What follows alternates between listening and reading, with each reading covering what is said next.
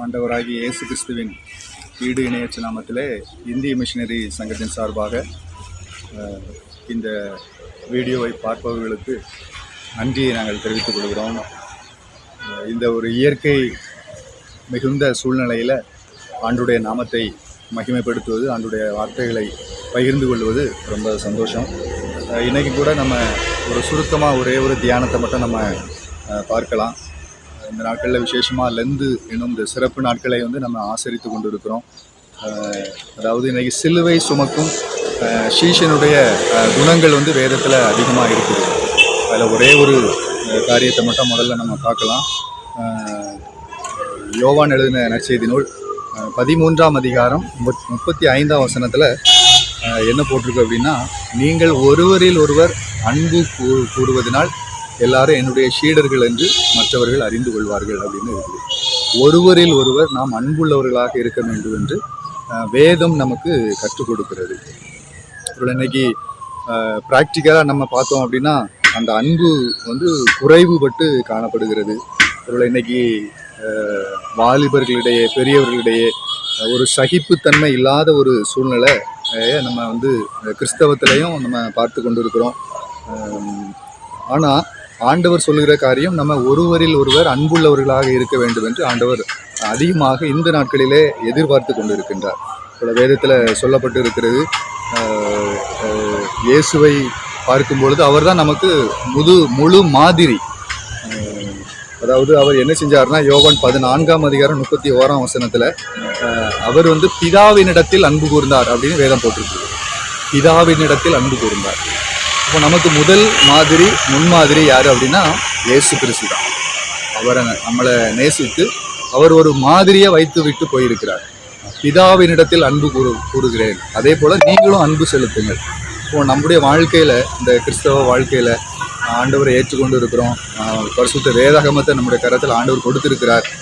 இந்த சிறப்பு நாட்களிலே அவர் இயேசு கிறிஸ்து எப்படி பிதாவை நேசித்தாரோ அதே போல் நாமும் பிதாவிலிடம் அன்பு கூறுவது போல சக மனிதர்களிடம், நம்முடைய பெற்றோரிடம், நம்முடைய பிள்ளைகளிடம், நம்முடைய பேர பிள்ளைகளிடம், நம்ம நம்மோடு கூட வேலை பார்ப்பவர்கள்ட்ட, நம்ம திருச்சபையை சார்ந்த நண்பர்கள்கிட்ட, குடும்பத்திட்ட எல்லாம் நம்ம என்ன செய்யணும்னா அன்பு கூற கடமைப்பட்டிருக்கிறோம். ஒருவரில் ஒருவர் அன்புள்ளவர்களாக இருக்க வேண்டும் என்று சொல்லி இன்னொரு வசனம் எபேசியர் 5ஆம் அதிகாரம் 22ஆம் வசனத்தில் இவ்வாறாக எழுதப்பட்டிருக்கிறது. நீங்கள் என்ன செய்யுங்க அப்படின்னா, அவர் திருச்சபையை நேசித்தார் அப்படின்னு அந்த வசனத்தில் பார்க்குறோம். திருச்சபையை நேசித்தார். இன்னைக்கு நம்ம ஆலயத்திற்கு போகிறோம்.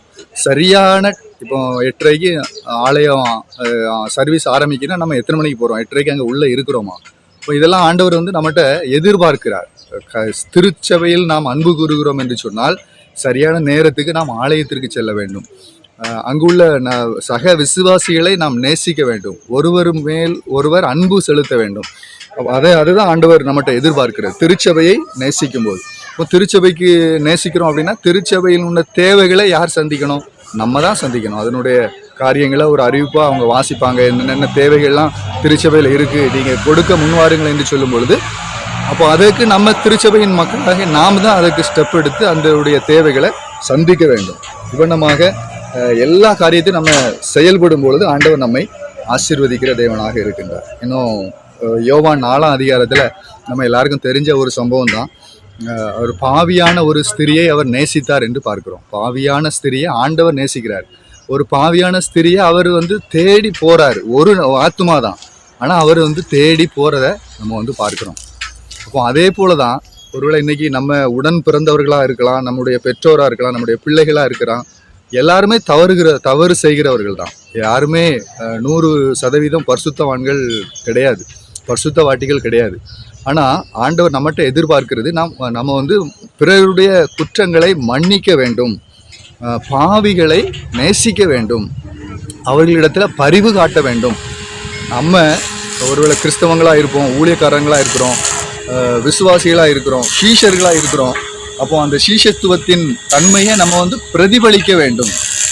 உண்மையாகவே நம்ம இப்படி பட்ட மக்களை, பாவிகளை நம்ம நேசிக்கிறவர்களாக, அவர்களை ஏற்றுக்கொள்கிறவர்களாக, அவர்களை வந்து அவங்களுக்கு செலுத்த வேண்டிய கொடுக்க வேண்டிய கனத்தை கொடுக்கிறவர்களாக நாம் இருக்கும் பொழுது ஆண்டவர் வந்து நம்மளை ஆசீர்வதிக்கிறார். இன்னும் கடைசியா பார்க்கும்போது மத்தேயு 19ஆம் அதிகாரம் 13ஆம் வசனத்துல நம்ம பார்க்கிறோம், எல்லாருக்கும் தெரிஞ்ச சம்பவம். அவர் சிறு பிள்ளைகளை நேசித்தார்.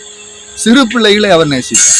அப்போ நம்முடைய குடும்பத்திலையும் குட்டி பிள்ளைங்க இருக்கிறாங்க, பேர பிள்ளைங்க இருக்கிறாங்க, அவங்களெல்லாம் நம்ம நேசிக்க வேண்டும். ஒருவேளை அவர்கள் தவறு செய்யும்போது அதை அன்பாலே நம்ம வந்து அவங்களுக்கு கற்றுக் கொடுக்க வேண்டும். அன்பால அதை திருத்துவதற்கு நம்ம சொல்லி கொடுக்கும் பொழுது ஆண்டவர் நம்மை ஆசீர்வதிக்கிற தேவனாக இருக்கிறார்.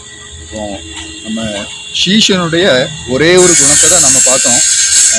நம்ம அதாவது ஒருவரில் ஒருவர் அன்புள்ளவர்களாக இருக்க வேண்டும் என்று சொல்லி இந்த நாட்களில், இந்த லஞ்சு நாட்கள்லாம் நம்ம இன்னும் ஆண்டவரோடு கிட்டி சேருவதற்கு இந்த வசனம் வந்து நிச்சயமாகவே நமக்கு ரொம்ப பிரயோஜனம் உள்ளதாக இருக்கும். அதனால் தொடர்ந்து இந்த வசனத்தை நம்ம வாசித்து தியானித்து அதன்படி நடக்கும் பொழுது நிச்சயமாகவே ஆண்டவர் நம்மை ஆசீர்வதிப்பார். ஆமென்.